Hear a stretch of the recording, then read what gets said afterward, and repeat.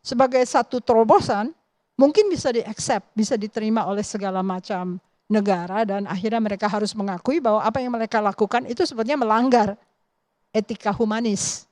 Ya.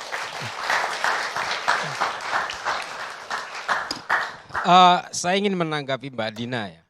Kalau Pak Prabowo tadi mengatakan saya akan mengakui kemerdekaan Israel, kalau Israel mengakui kemerdekaan Palestina, Pak Prabowo mengucapkan itu sebagai Presiden Republik Indonesia yang tidak punya hubungan diplomatik dengan Israel dan punya hubungan diplomatik dengan Palestina.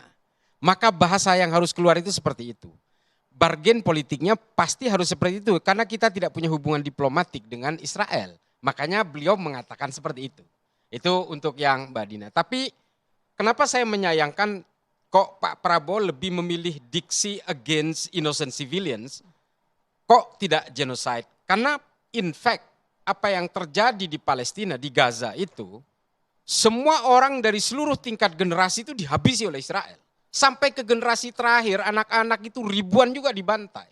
Dan bahkan terjadi proses dehumanism secara terstruktur yang dilakukan oleh Israel, misalnya melarang bantuan-bantuan. Dan seterusnya dan seterusnya.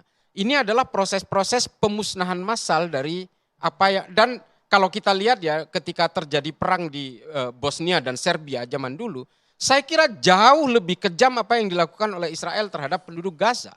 Karena apa? Ketika terjadi Serbia dan Bosnia pada masanya, itu tidak terjadi apa yang terskenariokan dan terstruktur seperti yang dilakukan Israel kepada penduduk Gaza. Termasuk blokade pangan habis-habisan. Ini habis-habisan, termasuk bantuan-bantuan semua diblokade. Bahkan bangunan fisik tidak disisakan sama sekali. Ini kan artinya bukan hanya mematikan manusia tapi juga mematikan ekologinya.